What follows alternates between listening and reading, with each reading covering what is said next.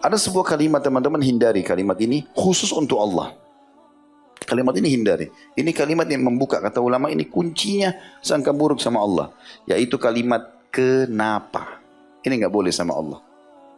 Kenapa Allah ciptakan malam dan siang? Kenapa laki-laki sama perempuan? Kenapa ada awan? Kenapa ini? Kenapa itu? Dari semua yang di sekitar kita sampai pada diri kita sendiri.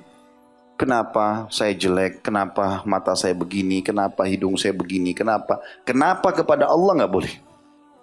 Ini kunci pintu langsung sangka buruk sama Allah.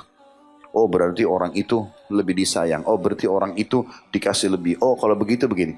Ini kalau sama manusia masih bisa kata ulama. Orang melanggar kita, kenapa kau langgar? Misal kita ingatkan, untuk kita nasihati, itu boleh. Tapi kepada Allah tidak boleh. Karena kalimat kenapa memprotes Allah dan Allah lebih tahu. Ada sebuah tulisan ditulis oleh, saya lihat ya sepintas, ini ditulis dalam artikel Al-Manhaj dan saya lihat sangat bagus. Dinukil sebuah judul buruk sangka kepada Allah. Saya ingin baca buat antum sekalian. Tulisan Ismail bin Marshud bin Ibrahim Ar-Rumaih. Kata beliau, berburuk sangka kepada Allah merupakan bukti kelemahan iman dan bodohnya seseorang terhadap hak Allah serta tidak memberi pengagungan yang pantas untuknya atau kepadanya dengan sebaik-baik pengagungan. Sebagian orang menyangka Allah sebagaimana menyangka makhluk, bahwa Allah tidak mampu mengabulkan segala keinginannya sehingga dia tidak memohon kepada Allah kecuali sedikit sekali. Maha tinggi Allah dari apa yang mereka sangka. Allah Maha Kuasa atas segala sesuatunya. Dan apabila dia menghendaki sesuatu, dia hanya mengatakan jadilah, maka terjadilah. Dan dia zat yang maha mulia, memberi segala sesuatu kepada semua hambanya, hingga kepada hamba yang durhaka sekalipun. Sebaliknya, seseorang harus berbaik sangka kepada Allah dan memohon kepadanya segala sesuatu, serta jangan menganggap ada sesuatu yang sulit bagi Allah. Gak ada yang sulit dan tidak ada mustahil. Allah Maha Kuasa mengabulkan permohonan hambanya. Sebuah hadis dari Abi Dzar radhiyallahu anhu bahwa Nabi SAW bersabda, Nabi SAW bersabda, artinya Allah berfirman, wahai hambaku, seandainya orang terdahulu dan sekarang, baik dari jin maupun manusia berkumpul di satu tempat, kemudian mereka semua memohon kepadaku, dan aku kabulkan seluruh permohonan mereka. Jadi bukan cuma sekedar antum minta kaya, minta sembuh, minta jodoh, ini kecil sekali. Allah mengatakan dalam hadis qudsi ini, kalau seluruh jin dan manusia yang pertama saya ciptakan sampai yang terakhir, semuanya berkumpul di sebuah lembah, lalu semuanya memohon apa yang mereka inginkan, dan aku kabulkan semuanya, maka demikian itu tidak mengurangi sama sekali dari perbendaharaanku atau kekayaanku, melainkan seperti berkurangnya air laut tak kala jarum dicelupkan ke dalamnya. Jarum dicelupkan, diangkat di laut, tidak ada airnya yang terangkat. Hadis sahih riwayat Muslim.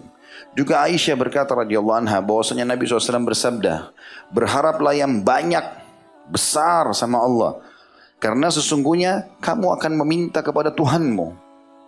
Apa saja minta kepada Allah Subhanahu wa taala. Tentunya ada batasan. Hadis ini sahih diriwayatkan disebutkan oleh Al-Baghawi dan Al-Haythami. Juga Tabarani disebutkan. Al-Baghawi mengatakan bahwa maksudnya adalah berharap dalam hal yang mubah, baik tentang urusan dunia ataupun akhirat. Hendaknya setiap keluhan, permohonan dan harapan diajukan kepada Allah sebagaimana firman-Nya dalam surah An-Nisa ayat 32 yang artinya, dan mohonlah kepada Allah sebagian dari karunia-Nya. Bukan berarti kita boleh berharap mendapatkan harta atau nikmat orang lain dengan unsur hasad dan dengki. Jelas itu dilarang oleh Allah Subhanahu wa taala sebagaimana An-Nisa 32 yang artinya, dan janganlah kamu iri hati terhadap apa yang dikaruniakan Allah kepada sebagian kamu lebih banyak dari sebagian yang lainnya. Maksudnya minta walaupun mustahil di mata kita, yang penting sesuatu yang tidak bentrok dengan sunnatullah. Misalnya sunnatullah itu pagi dan siang, malam ya. Tidak bisa kita minta ya Allah hilangkan malam, kan? Sunnatullah. Atau Allah ciptakan laki-laki perempuan, kita bilang ya Allah hilangkan perempuan, misal. Atau hilangkan laki-laki, nggak mungkin. Sunnatullah. Atau ya Allah hilangkan kematian, nggak mungkin. Karena itu sudah sistem yang Allah buat, nggak bisa. Selama ini bukan ini yang antum minta, juga bukan hasad, iri, ingin berharap supaya nikmat Allah kepada orang lain pindah, maka Allah akan kasih. Seperti artinya bukan haram untuk minta, Allah kasih semua. Tidak ada yang mustahil.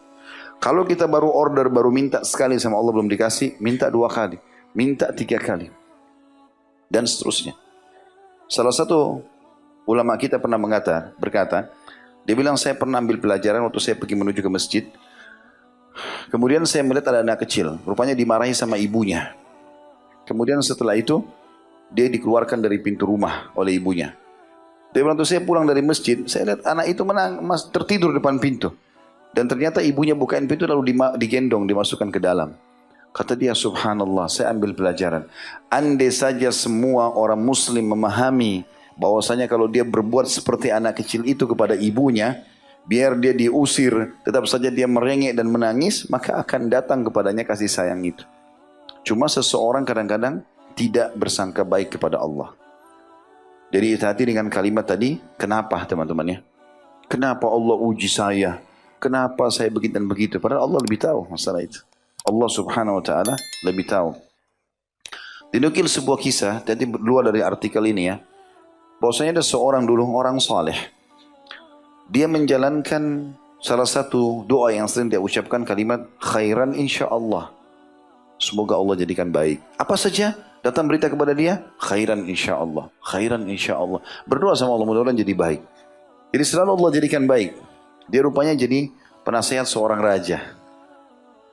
Ini kisah saja ya. Rupanya raja ini pernah jalan ke satu safar. Kemudian di tengah jalan diserang oleh perampok. Dan rupanya perampok sempat memotong jari kelingkingnya raja itu. Putus jarinya. Tapi dia selamat. Waktu dia pulang dia cerita sama penasehatnya nih. Kejadian begini. Dalam kondisi jarinya raja putus ya. Maka kata penasehatnya, khairan insyaallah. Mudah-mudahan jadi baik. Rajanya marah. Kok bisa jari saya putus, kok bilang khairan insyaallah? Maka dia bilang, saya menjalankan itu. Dipenjara sama raja. Gara-gara dia seakan-akan raja menganggap, kok kenapa jari saya putus malah dibilang khairan insyaallah, seakan-akan itu kebaikan gitu kan. Berjalan waktu. Sekian waktu setelah itu, rupanya raja ini adakan lagi perjalanan. Dengan hikmah Allah di tengah jalan, ditangkap lagi oleh perampok, tapi perampok yang berbeda. Dan perampok ini, itu membunuh semua orang yang ada, mengambil sebagai budak semua orang dari situ kecuali raja. Kenapa? Karena jarinya tidak ada. Semua yang sempurna dirampok, dijual jadi budak. Maka raja ini pun pulang ke istananya sendirian dia. Pengawalnya semua habis. Dia pulang lalu dia bebaskan penasihat tersebut. Dia mengatakan, sekarang saya baru tahu ternyata memang ini juga baik Allah sudah lakukan. Bayangkan jarinya putus, ada hikmah yang akan datang terjadi nanti. Allah kasih yang kita tidak tahu. Seperti itu luar biasa cara memahami bersangka baik dengan Allah subhanahu wa ta'ala. Abu Hurairah berkata radhiyallahu anhu bahwasanya Nabi SAW bersabda, jika kalian berdoa perbanyak keinginan kalian, terus tamak dengan rahmat Allah, kasih ya Allah, minta ya Allah apa saja, sebab Allah tidak menganggap besar terhadap pemberiannya. Apapun yang kalian minta kecil bagi Allah, tapi Allah mau melihat. Dan ada hadis mulia juga, ini hadis ini tentu riwayat Ahmad dan Tabarani. Dan kata para ulama ada hadis yang lain tentunya yang mengatakan kalau seandainya Allah mencintai seorang hamba, atau kalau Allah mendengarkan doa yang indah dari seorang hamba, maka Allah menerlambatkan jawabannya. Loh kok bisa? Kalau kita bilang ya Allah, zat yang telah menciptakan malam dan siang, zat yang telah mengizinkan aku untuk mengucapkan kalimat ini, yang mengizinkan aku mengangkat tangan ini, yang aku yakini sebagai pencipta langit dan bumi, kita puji-puji Allah subhanahu wa ta'ala. Kemudian kita membacakan salawat kepada Nabi SAW, lalu kita ucapkan doa-doa dengan santun. Kata Nabi SAW, kalau Allah mendengar doa yang indah dari hambanya, Allah menerlambatkan jawabannya. Kenapa? Agar hamba tersebut, kata Nabi SAW, tetap dalam doanya. Supaya dia maksimal dapat pahala. Hari kiamat, kalau dia lihat pahala doa yang Allah tunda 2-3 hari, seminggu, sebulan itu, maka dia berharap seluruh umurnya dia berdoa. Sangka baik teman-teman kepada Allah SWT. Belum dikasih, selama bukan haknya orang lain tadi, ya, bukan juga merubah sunnatullah, yakin Allah akan kasih. Karena ini sangka baik kita kepada Allah subhanahu wa ta'ala. Allahu a'lam. Ini bahasan kita.